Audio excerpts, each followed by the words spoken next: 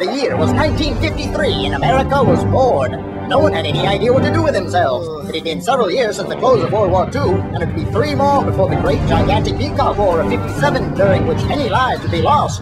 The President, the proud and courageous G.H. Errington, appeared with a speech addressing the matter. I realize that we, as a people, are extremely bored.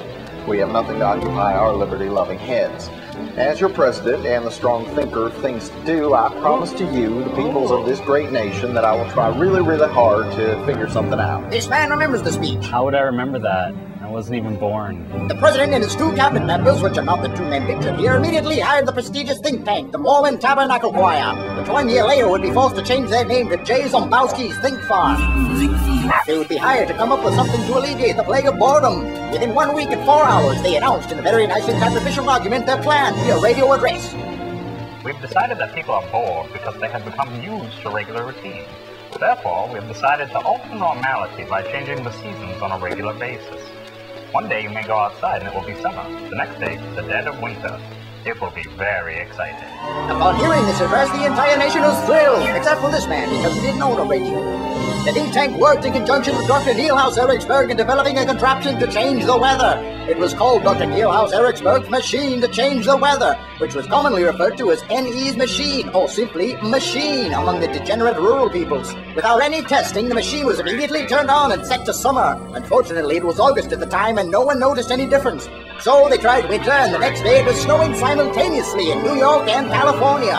People rejoiced once more, except of course for this man who still didn't own a radio and was actually dead. Throughout the country, including Connecticut, which had seceded the year prior, citizens were fascinated by the change. Should you bring an umbrella with you? Could you go for a swim?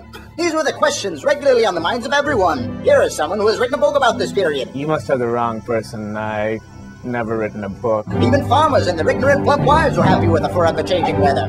Their crops were ruined, of course, but the government had the foresight to supply them with enough liquor to help them forget all about it. Luckily, many of them died within the first 3 days. That is why we now get all our vegetables from out of space. The only people who ever complained were the goat people of the Colorado Rockies, who complained that the changing weather often made their goats explode. The hens, too. Within the first 2 months, the program was so wildly popular and people were so thrilled that the government sent every citizen a gigantic pair of novelty tweezers, which had engraved on them, "Tweezon's Greetings," the popular saying at the time. Here is a letter from a woman to a second cousin in the United Kingdom about all of this. My dearest Randolph, I cannot believe the changes we're having with the weather. It is impossible to comprehend this great feat of modern technology. One moment you are outside, and it's a warm spring afternoon, and then the day following, prepared to harvest geraniums, snow fills every nook and cranny. Is that fucked up or what? I got a big pair of tweezers in the mail. I will send you photographs. 7 months into the weather-changing operation, Nielhouse developed a new machine which allowed for the weather to change simultaneously in 2 different areas. So, for example, it may be winter below your waist, but a dry summer day around your head. This was also well received. Unexpectedly, in May of 1954, the program ceased immediately and everything went back to normal, with a decree issued by the new president, Antoine Guigui, that anyone who ever mentioned this again would be immediately